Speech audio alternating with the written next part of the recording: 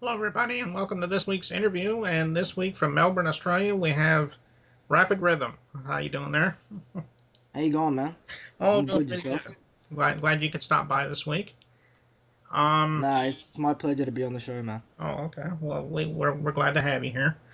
I guess one of the first questions that I ask everybody, and I'll ask you the same question, is how did it really begin for you as far as music? I mean, I guess you grew up listening to rap music, and that's what influenced you. Maybe you could let us know. Actually, my story is it's kind of strange. I was, I started listening to Lupe Fiasco when I was roughly in around year nine, and he was my first influence in rap music. Before that, I had a bad experience with rap music. I heard some of like Soldier Boy and like those other rappers that just talk about materialistic things. And when I heard that, it actually turned me off rap music. So funny thing was like 3 4 years later, when I was in year nine, I started listening to rap music again. And how I got into the actual rapping side of things was I started off as a singer. So I used to sing since I was 11, I think, 11 or 12, and right up until I was 15, going on to 16. And then at the end of year 10, so halfway through year 10, around July last year, I was going through trouble at school and at home with family and that kind of thing. My grades were like going down and that kind of thing. You know, your typical year 10 thing. And I used to get kicked out of class a lot for talking. It's a common trend that's happened to me like since I was younger. Hmm. I get kicked out of class, you know, for talking a lot, making jokes. That's like how kind of how I am. And then it's it's funny because a couple times after like the first couple times I would just sit outside and like sit there bored, you know. But after that, I decided to take a pen and paper with me, and I would just start writing things like start writing things about the teacher and that kind of thing. And before that, I never had any experience of rapping. So the funny thing was, I used to be in a group, right, called Two True, and we used to perform, like we used to sing and that kind of thing. And whenever we had rapping parts, it was someone else that would do the rapping. So I had no experience in rapping whatsoever until um around 12 months ago. So I started writing, and then the first piece I wrote was just it was just like an angry letter to the teacher that sent me out. So basically, it was just like rage, and then and then it wasn't like it was really pretty bad. Like now that I look at it, but it rhymed, you know, and I didn't realize that I could put words together like that. So I went inside and I showed my friend Ali Yusuf, and he was the first person I ever showed my rapping to. Um, he looked at it. He was like, nah, it's okay. You know, it's not bad. You can do something with this. So that was the first time I ever, you know, ever thought about rapping. And then a couple months later, I dropped a single. It was a bit early, but I got some studio time. I dropped a single called "I'm Still Standing." Hmm. It's the first song I ever released, original song, and it sold. Didn't sell many, mate. It sold like only like 100 copies, and yeah. And from there, I've made a YouTube channel, and then I've just been doing stuff on Facebook and that kind of thing, just trying to get my name out there. It's been 12 months now, man, and yeah, I sometimes I cop a lot of hate for it, but you gotta do what you gotta do, man, to achieve your dreams. Okay. I know you mentioned a influence earlier. Do you have any other influences besides that guy? Um, well, yeah, because I also do acting and stand up comedy, like aside from my rapping. So I'd have to take Donald Glover as an interview as a sorry as an influence. Um, Mainly because he kind of does the same things I do, and he also does a bit of writing, which is how I started. Like when I was younger, I used to do storybooks and that kind of thing, Hmm. you know. Um, so yeah, I take Donald Glover as actually as a pretty big influence. Um, Well, Yeah, and he's how about music pardon. influences?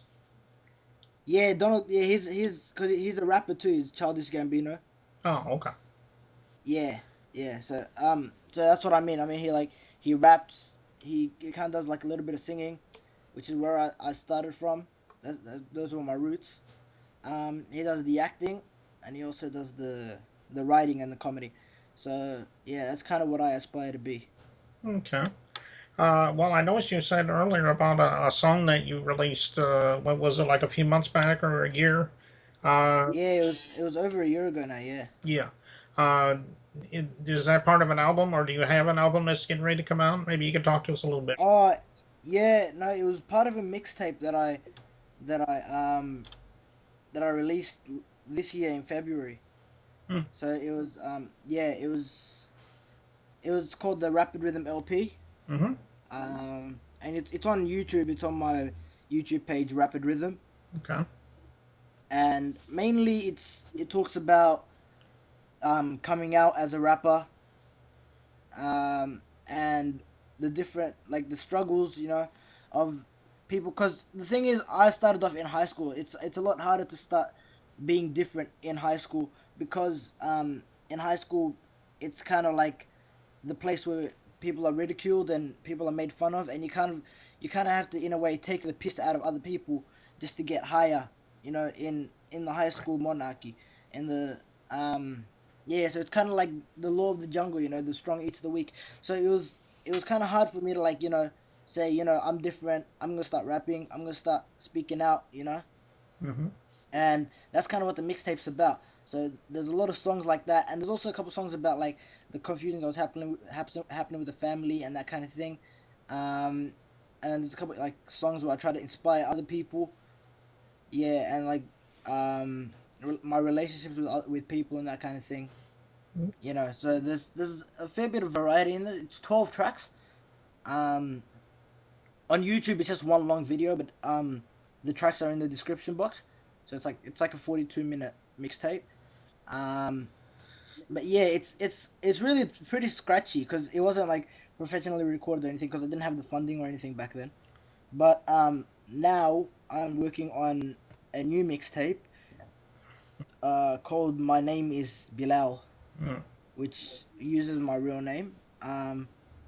So what I kind of do in that is I don't take away the rapid rhythm um alter ego alias in any way, but I kind of introduce the world into me, to who I actually am, and I speak out about topics that people don't normally speak of.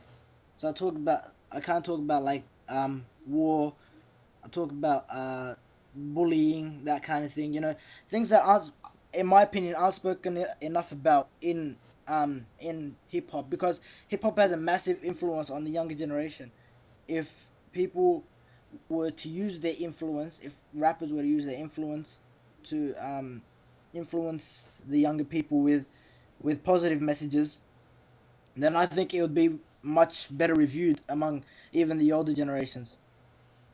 So that's kind of what I'm trying to do. So I aim at all ages.